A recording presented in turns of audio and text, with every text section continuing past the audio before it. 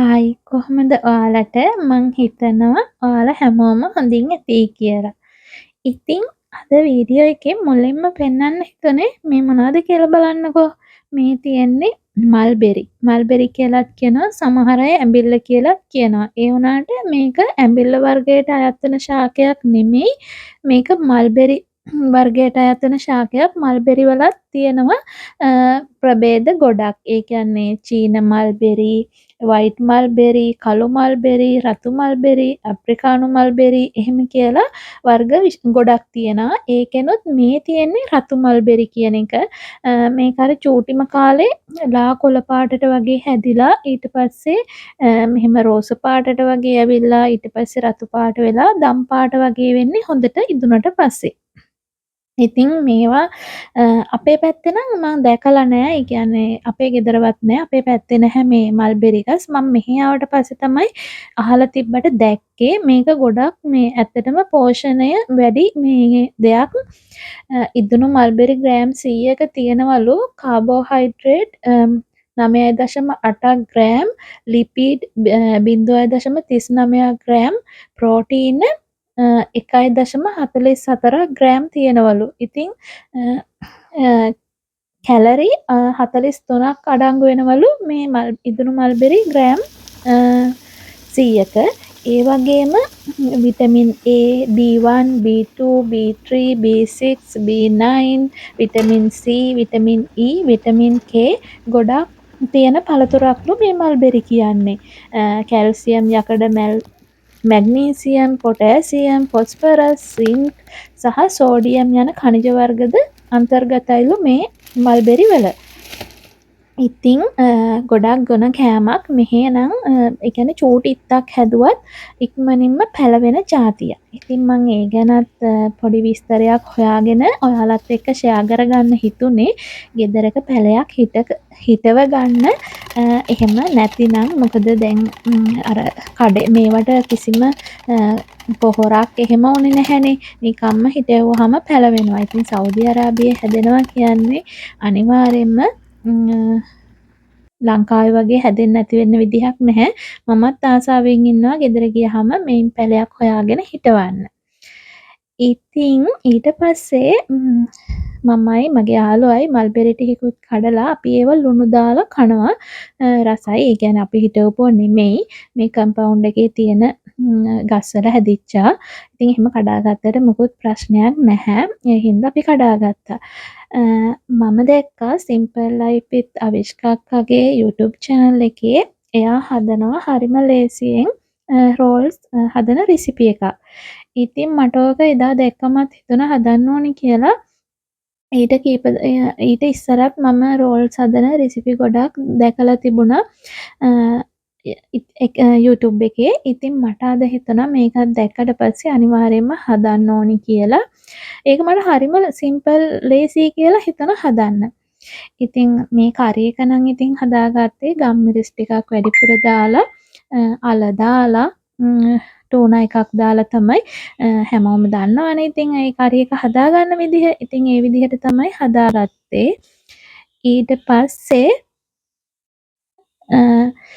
මේ මික්සර් එකට ලුණු චුට්ටක් දාලා අර අපි පෑන් කේක් හදන්න ගන්නේ අන්න ඒ විදිහටම තමයි. හැබැයි මං කහ දැම්මේ නැහැ. රෝල්ස් එකට නිසා සුදු පාටට ගත්තා. මේ විදිහට හදාගෙන ඉතින් මේකෙන් මම රෝල්ස් මං හිතන්නේ 8ක් 9ක් විතර හදාගත්තා. මට ඉතින් ඒක හදාගද්දී මේ හැබැයි බිස්කට් කුඩු තිබුණේ නැහැ ඇති වෙන්න. ඒක මම අර ඊට ඉස්සෙල්ලා මේ සමහරවිට ඔයාලත් පොඩි කාලේ කාලාත් ඇති දැනුත් කනවත් දන්නේ නැහැ. අර පොල් සීනි දාලා බිස්කට් කුඩු අනලා මේ කන්නේ එහෙම මේ රසයි. ඉතින් මම ඒකට ආසයි. මම මේ බ්‍රෙඩ් ක්‍රම්ස් එකෙනුත් එහෙම ෆ්‍රෙෂ් පොල් තිබුණාම කොහොම හරි හදන් කාලා ඉතින් බ්‍රෙඩ් ක්‍රම්ස් පොඩ්ඩයි තිබුණේ හින්දා. ඒකට මම ඉතින් දැන් හදන්න අරගත්තට පස්සේ මේක දැක්කේ. ඊට පස්සේ මොකක්ද ඒකට විකල්පයක් විදිහට මම කරේ ඕට්ස් චුට්ටක් දැම්මා. ඕට්ස් එක්ක බ්‍රෙඩ් ක්‍රම්ස් කවලම් කරා. ඉතින් මම අර තුනී කරගත්තේ චුට්ටක් මේ කොර්න් ෆ්ලවර් වල. ඉරිඟු පිටිවල. එතකොට අර කැඩෙන ගතිය එහෙම නැති වෙනවා. ක්‍රිස්පි ගතියත් එනවා හොඳට. අනික මට හොඳට දෙසරයක් විතර තවරන්නවත් බ්‍රෙඩ් ක්‍රම්ස් නැහැනේ. මෙතන චුට්ටයිනේ තිබුණේ. ඒ හින්දා තමයි මම මේ විදිහට හදාගත්තේ. ඉතින් ඇත්තටම රසයි. මට ඉතින් හිතුණා රෝල්ස් මේ අපි එතකොට කඩෙන් අරගන්න ඕනේ නැහැ නේද? ඒ කියන්නේ මම ඒ දවස්වල හිතන් හිටියේ රෝල්ස් එහෙම හදනවා කියන්නේ හරි අමාරු වැඩක් කියලා. ඉතින් එහෙම ඕනේ නැහැ කියලා මට මේක හැදුවාම හිතුණා. මම නම් සාමාන්‍යයෙන් අර ඒ වගේ දේවල් කන්න එච්චර කැමති නැහැ. මම ඉතින් අර ස්වීට් වලට කැමති කෙනෙක්නේ. ඒත් ඉතින් මෙහෙම හැදුවාම ඉඟුරු දාලා හොඳ ප්ලේන් ටිකක් එක්ක මාරම රසයි. ඉතින් මේ කාලේ ලංකාවේ නම් අවුරුද්දට සිංහල අලුත් අවුරුද්දට රේස් තියනවනේ හැමෝම වගේ.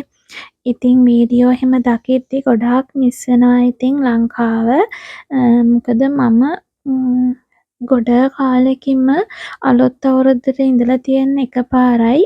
ඒත් ඉතින් අපි ඒ කියන්නේ පවුලක් හැටියට හැමෝම එකට හිටියොත් තමයි අලුත් අවුරුද්ද උනත් සතුටක් හිතෙන්නේ. එක්කෙනෙක් රට එක්කෙනෙක් ලංකාවේ එහෙම ඉතින් සතුටකුත් නැහැයි කියලා මට හිතෙනවා. ඉතින් ඒක නිසා හැබැයි කොහේ හිටියත් ඉතින් සතුටින් ඉන්න ඕනේ. ඉතින් අලුත් අවුරුද්ද කියලා එහෙම එක දවසක් විශේෂයක් නැහැ. එහෙමයි කියලා ඉතින් සමහර කාලා තියෙනවා. ඉතින් අපිට අර දැක්කහම මිස් වෙනවනේ. මේ වෙලාවේ මේ මොහොතේ හිටියනම් හොඳයි කියලා. අන්න ඒකයි. ඉතින් ඔන්න ඔය අතරේ රෝල්ස් ටිකත් මං හදාගත්තා. මේ අර බ්‍රෙඩ් ක්‍රම්ස් නැති හින්දා තමයි අර ලස්සන පාට එන්නේ නැත්තේ රෝල්ස් එකේ. හැබැයි ඉතින් රසින් නම් අඩුවක් උනේම නැහැ. ඉතින් ඔයාලට කරන්න පුළුවන් නම් හොඳ දෙයක් තියෙනවා. දැන් අලුත් අවුරුද්දත් එන එකේ ඔයාලා ගාව යූස් කරන්නේ නැති අලුත් ඇඳුම් ඊට පස්සේ සපත්තු ඒ වගේම ගෙදරට අවශ්‍ය සමහර බඩු හැඳි පිඟන් කෝප්ප වෙන්නත් පුළුවන්. ඒ වගේ දේවල් ඔයාලා අවුරුද්දක් දෙකක් ඇතුළත පාවිච්චි කරලා නැත්නම් ඇත්තටම ගොඩ ගහන් ඉන්න එකේ තේරුමක් නැහැ නේද? ඉතින් එහෙම වුණාම ඒ වගේ දේවල් සමහර කෙනෙකුට ගන්න මුදල් නැතුව ඇති. ඔයාට අවශ්‍ය නැති වුණාට ඒක ගොඩක් වටින කෙනෙක් ඉන්න පුළුවන් මේ සමාජේ. ඉතින් අපි හිතුවොත් හොඳ නැද්ද? දැන් අලුත් අවුරුද්ද ඉවර වෙලා වෙසක් එක එනවනේ. දැන් නම් ඉතින් මේ වීඩියෝ එක දාද්දි අලුත් අවුරුද්ද පහු වෙලා. ඉතින් ඒ වෙසක් එක කිට්ටු කරලා හරි ඔයාලා චුට්ටක් බලන්න. ඔයාලයි ගෙවල් වල ඔයාලා යූස් කරන්නේ නැති. හැබැයි කෙනෙකුට පාවිච්චි කරන්න පුළුවන්. අර අබලන් කැඩිච්ච එහෙම දේවල් නෙමෙයි. එහෙම තියෙන ඒ කියන්නේ ප්‍රයෝජනයක් ගන්න පුළුවන් දේවල් ගොඩ ගහගෙන බොරුවට තියන් ඉඳලා වැඩක් නෑනේ. ඒ වගේ දේවල් එකතු කරලා නැති අවශ්‍යතාවයක් තියෙන කෙනෙකුට දෙන්න පුළුවන් විදිහ දෙයක් කරා නම් ඒක ලොකු පිනක් කියලා මං හිතනවා. අපේ ගෙදර වුණත් මට හිතෙනවා අපේ ගෙදර වුණත් සමහර දේවල් ඇත්තටම ප්‍රයෝජනයක් ගන්න නැති දේවල් ඒ කියන්නේ පාවිච්චි කරපුවා නෙමෙයි මම කියන්නේ. ඒ කියන්නේ පිඟන් කෝප්ප උනත් අවශ්‍ය නැති දේවල් තියෙනවා. ඉතින් සමහර කෙනෙකුට ඒවා අවශ්‍ය වෙන්න පුළුවන්. ඉතින් ඒ වගේ දේවල් මම නම් ආසයි. මම ලංකාවට මේ ඊළඟ පාර ආවම අනිවාර්යෙන් එහෙම මම නම් අපේ ගෙදර තියෙන වැඩි දේවල් වෙන තව කෙනෙකුට අවශ්‍ය කෙනෙකුට දීලා ඒ කියන්නේ ගෙදර බොරුවට ගොඩ ගහගන්න නැතුව තියාගන්න කැමතියි. ඉතින් මේ වෙලාවේ මම ගියේ මේ සෞදියේ කෝබාර් වල අල් රමනියා මෝල් එක. ඉතින් මේ පිලිපින් යාළුවන්ට එයාලට මේ යාළුවට ගන්න ඕනි කිව්වා මේ ගෝල්ඩ් බලන්න. අපිත් මේ දවස්වල බලනවා රත්තරන්. ඉතින් ඒක නිසා ගියා බලන්න. කොහොම හරි එතනින් නම් ගත්තේ නැහැ. මෙතන 18K 21K ඊට පස්සේ 2K ඇත්තෙත් නෑ 10K ඒ වගේව තමයි මේ රාමේෂ් මෝල් එකේ තියෙන්නේ. ඉතින් අර ඒ නිසා තමයි පිලිපීන් අය ගොඩක් කැමති අර 18K 10K වගේවට. ඉතින් ඒ නිසා තමයි ඒගොල්ලෝ එන්නේ. ඉතින් සාමාන්‍යයෙන් අපිට නම් එහෙම වටින්නේ නැති නිසා ලංකාවේ අය හොයන්නේ 22K වගේනේ. ඒක නිසා ඉතින් අපි ගත්තේ නැහැ. නැත්තෙමත් නැහැ තිබ්බා. ඒත් ඉතින් එතන අපිට හරි ගියේ නැහැ. ඉතින් වැඩිපුර පිලිපින් අය කැමති මේ තියෙන සුපර් මාකට් එක. මේක සුපර් මාකට් එකක් කිව්වට බකාලක් වගේ. ඒ වුණාට මේකේ ගොඩාක් ඔෆර් යනවා. ඒ වගේම නැති දේකුත් නැහැ. පිලිපින් කෑම වර්ග එහෙම ගොඩක් තියෙනවා. ලංකාවෙත් ඒ කියන්නේ කැකුළු හාල් තිබුණා.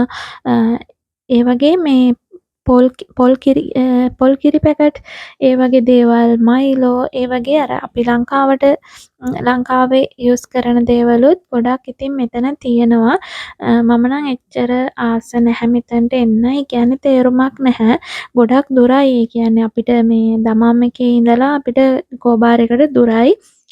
විනාඩි 35ක් 40ක් යනවා ඉතින් යන්නත් ඉතින්. අර ගොඩාක් දේවල් ගන්නෙ නැත්නම් බොරුවට ඇවිල්ලා වැඩක් නැහැනේ. ඉතින් අපිට විනාඩි 5 දුරින් ලුලු එක තියෙනවා දමම් එකේ. ඉතින් ඒකට ගියාම අපිට අවශ්‍ය දේවල් ගන්න පුළුවන්. ඉතින් මෙන්න මෙතන රාමෙන් වර්ග හරියට තියෙනවා. මට එහෙම දැක්කහම ආස තිබුණාට මම අර රාමෙන් වලට ආස කෙනෙක් නෙමෙයි. ඉතින් ඒත් මට අර චීස් රාමෙන් එක කාලා බලන්න ආසයි. දවසක ගේන්න ඕනි. මෙතන තිබුණා ඩ්‍රයි ෆිෂ් වර්ග. ඉතින් අර චූටි කරවල තමයි තියෙන්නේ. කියන්නේ ලොකු කුට්ටි කරවල නැහැ. ওই බෝල්ලෝ හුරුල්ලෝ හාල්මැස්සෝ චූටිස්සෝ ඒ වගේ ඒවා තමයි ඒකේ තියෙන්නේ. සොසේජස් වර්ග වගේ ටින් කෑම එහෙම ඉතින් සාමාන්‍යයෙන් මේ වගේ දේවල් නම් අපි කන්නේ නැහැ. ඉතින් ඒක නිසා ගත්තේ නැහැ. මෙන්න මේක බීහනි මී පැණි. ඒක ඉතින් මට දැක්කම ආසයි හිතුනේ අර ඒක මේ කප් එකක් වගේනේ තියෙන්නේ. ඒ කියන්නේ කප් එකක් තමයි. මෙතන ඉතින් ලිප්ටන් ටී වර්ග එක එක ෆ්ලේවර් වලින් තිබුණා. ඒ වගේ දේවල් තමයි මෙතන තිබුණේ. ඒ වගේම මෙතන තිබුණා කෝලා වර්ග ගොඩාරියක්. මේකේ ඉතින් අර චිප්ස් වර්ග ඊට පස්සේ මොනවාද සබන් ෂැම්පූ ඒ වගේ දේවල් කෑම හැමදේම වගේ තියෙනවා. ඔන්න ලංකාවේ මෙලිබන් ලෙමන් පප් එක තිබුණා. මම ගත්තේ චොක්ලට් පප් එක. මම සාමාන්‍යයෙන් ලෙමන් පප් කන්නේ නැහැ. ඒක නිසා ඉතින් ග්‍රොසරි shopping එනවා කියන්නේ දකින හැමදේම ගන්න එකක් නෙමෙයි. තමන්ට අවශ්‍ය දේ විතරක් එවලට හිතලා අරගන්න එක. ගෙනහිල්ලා ගොඩ ගහගන්න එකක් නෙමෙයි. එහෙම කරගත්තත් ඒ කියන්නේ අනවශ්‍ය දේවල් බොරුවට ඇත්තටම වැඩක් නැහැනේ. ඉතින් මෙතන මේ අර ගෝරි කියලා ක්‍රීම් එක ලංකාවේ තහනම් කරේ. ඒ වුණාට මෙහෙ නම් ඒක තියෙනවා. පොල් කිරි එහෙම මෙතන මේ ගොඩාක් ඔෆර් දාලා තිබුණා. මම ඉතින් පොල් කිරි නෙවෙයිනේ යූස් කරන්නේ. කුකින් ක්‍රීම් නිසා ගත්තේ නැහැ. හැබැයි මට හිතලා තියෙනවා දැන් මේ කියන්නේ මං හිතන විදිහට කුකින් ක්‍රීම් එක හෙවි වැඩි ඒකෙන් කොලෙස්ටරෝල් එහෙම එන්න බලනවා. පොල් කිරි වලට මාරු වෙන්න ඕනි කියලා.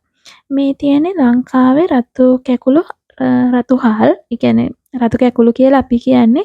මං හිතන්නේ වෙන අය එක එක විදිහට කියනවා ඇති. ඉතින් හාල් ගත්තෙත් නැහැ. මම ඉතින් බැලුවා අපි අර කන්නේ බ්‍රෝකන් බාස්මති කියන එක තමයි මේ අපි කිලෝ 10 පැකට් එක ගෙනල්ලා තමයි අපි යූස් කරන්නේ. ඉතින් ගත්තපු බඩුත් මේ විදිහට බිල් කරගෙන ගෙදර යන්න ලේස්ති වුණා. මේ ෂොප් එක ගෝල්ඩ් ෂොප් අනිවාර්යෙන් මෙහි රෑ 10 වෙද්දි වහනවා. ඒ කියන්නේ හැම ගෝල්ඩ් ෂොප් එකක්ම එහෙමයි. සීකෝ එකෙත් එහෙමයි. ඊට පස්සේ මෙහෙත් එහෙමයි. ඉතින් මේ ෂොප් එකත් රෑ 11ට මං හිතන්නේ වහනවා. දැන් ඔය සමහර ෂොප් වහලත් අපි මේ වෙලාවේදී බඩු ටික ගන්නකොට කට්ටිය හිටියේ නැහැ. අපි ඉතින් රෑ වෙලා ගියේ. ඉතින් 9ත් පහුවෙලා මං හිතේ යද්දී ඒක නිසා තමයි ගොඩක් ඉතින් ඇවිදින්නත් බැරි වුණා. බඩු ඒ කියන්නේ ෂොප් වලට නම් මොකද මේ ඒ කියන්නේ ටයිම් ඕනිනේ. රෙදි හැම ගන්නව නම් ඒ වගේ දේවල් ගන්න මට නම් ගොඩක් ටයිම් ඕනේ. ඉතින් අර මෙහෙම හදිස්සියේ වගේ ගියහම ඒ වගේ දේවල් තෝරලා ගන්න බෑ. ග්‍රොසරි බඩු නම් ඉතින් ගන්න පුළුවන්. ඉතින් ඒවා නම් අවශ්‍ය දේවල් ටික ඉතින් දන්නවනේ මොනවද කියලා. ගෙදරින් යනකොටත් ප්ලෑන් එකක් තියෙනවනේ. අපි මේවා තමයි අඩුපාඩු ගේන්න ඕනේ එහෙම කියලා. ඒ නිසා. ඉතින් මේකේ තියෙනවා ෆුඩ් කෝනර් එකක්. එහෙම ලොකුවටමත් නෑ. සාමාන්‍යයෙන් තියෙනවා මේ කෑම වර්ග. මේක පිලිපීන් රෙස්ටෝරන්ට් එකක්. මේක ජැලිබි කියලා. පිලිපීන් කියන්නේ පිලිපීනේ ප්‍රසිද්ධයි. මම දන්නේ නැහැ ඒක කොහෙද කියලා. අපේ ලංකාවේ නම් මං හිතන්නේ නෑනේ ඒක. අර KFC McDonald වගේ තමයි මේ මම දැකලා තියෙනවා මේක මේ ඔය ඩුබයි එකෙත් තියෙනවා. ජැලිබි කියලා. ඉතින් මෙන්න මේ ගැජට් එක මොකද්ද දන්නවද? සාමාන්‍ය ෆුඩ් කෝනර් එක අපි රෙස්ටෝරන්ට් එකෙන් කෑම එක ඕඩර් කරලා ඒ කෑම එක රෙඩි වෙනකන් අපිට ඉන්නකොට මෙන්න මේ දීපු අර ගැජට් එකේ පොඩි අලාම් එකක් වගේ වදිනවා. සිග්නල් එකක් දෙනවා. ඒ කියන්නේ අපේ කෑම එක රෙඩි කියලා. එතකොට අපි ගිහිල්ලා අරගෙන එන්න පුළුවන්. ඒකට තමයි ඒක දෙන්නේ. මොකද අපි මේ ෆුඩ් කෝනර් එක ගියාම කොහේ හරි ඈතකින් වුණත් වාඩි වෙන්න පුළුවන් නේ. ඉතින් ඒ හින්දා අපි ෆ්‍රයිස් ඇන්ඩ් චිකන් තමයි එතනිනුත් ගත්තේ. ඉතින් ඒකත් කාලා දැන් මේ එන ගමන්. ඉතින් මේ එන ගමන් ලොකු ට්‍රැෆික් එකක් තිබ්බා. මේ මොකද මේ ඇක්සිඩන්ට් එකක් වෙලා තිබ්බ නිසා.